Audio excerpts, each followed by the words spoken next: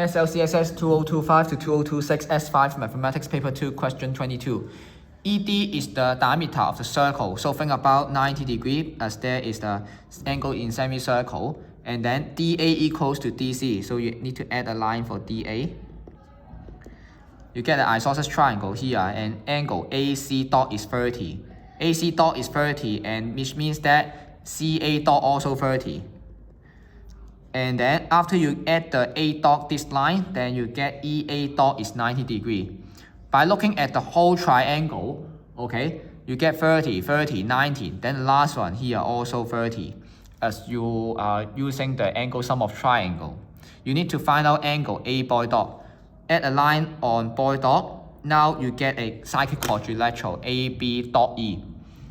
Okay, so AE dot and plus the A boy dot equals to 180 degrees as it will be opposite angle cyclic chord.